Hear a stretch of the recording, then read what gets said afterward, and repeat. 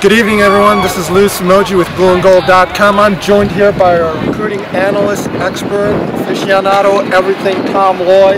You know, before we even had the kickoff here, Tom, great news for the Notre Dame recruiting for 2016, actually. Five-star player, Tommy Kramer, Cincinnati Elder, which has been always a good area for Notre Dame. Yeah, no, it's pretty exciting news. It was supposed to go out Sunday. We had this story since Wednesday, but a couple people jumped the gun. But it is what it is. Tommy Kramer jumps on board. That's another mauler on the offensive line for Harry Easton. You know, he's got to be licking his chops to get kids like that. And you know, he's a great run blocker, above average pass blocker. There's a reason he's one of the best players in the country, regardless of position, regardless of class, really. You know, Kramer's a U.S. Army All-American. He's going to be a great recruiter on the recruiting trail. He's already got his sights set on Malik Henry, a five-star quarterback from Thousand Oaks, California, Westlake High School. They became good friends while they were here for the Michigan game. And you know, I consider him the Tristan Hodge of 2016, where he's going to hit the recruiting trail, contact guys, you know, start recruiting chats on their text messaging, things like that. And this is a big pickup that, like Tristan Hodge, is going to not waver and stay solid. He was here with his family. Everybody's completely on board. You know, it's a huge pickup in 2016 for Notre Dame. Notre Dame always seems to excel with getting those offensive linemen early on. They're the first ones usually to commit, and then you build from the inside out like that. Now, going back to the 2015 class, listen, there is nothing to hide here today. It's October 4th. It's about 40 degrees, rainy. Had a lot of warm weather kids in town this week, Tom. Yeah. And you saw some of them shivering and all, but your overall assessment there of what you've seen this weekend. You've kept a running tab. Yeah, other than running back Josh Adams, who's already committed, the only other person that was probably comfortable in this was Brandon Wimbush, the four-star quarterback that's committed to Penn State.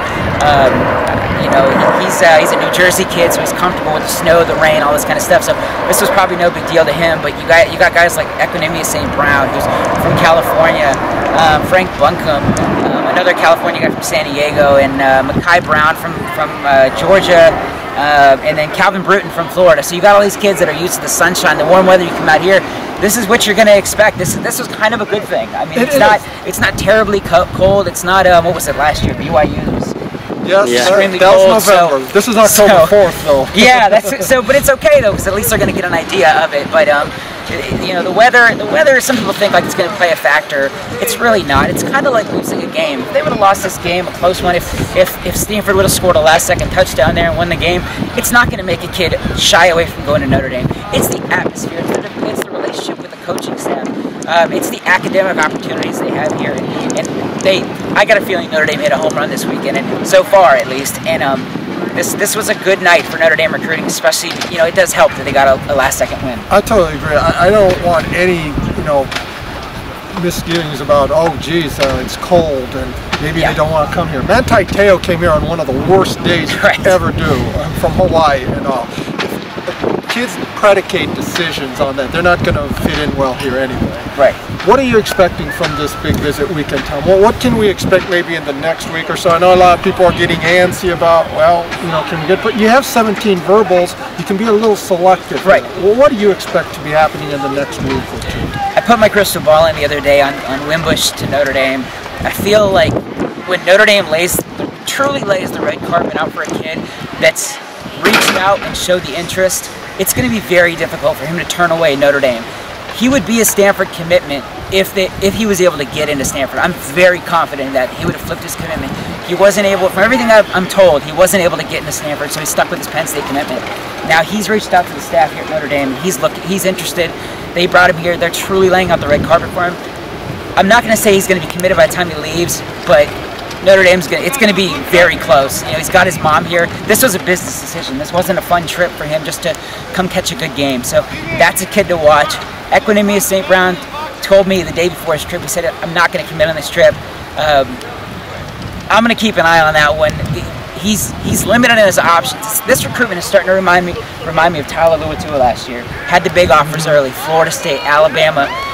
Keep an eye on this because there's a lot of schools cooling on him.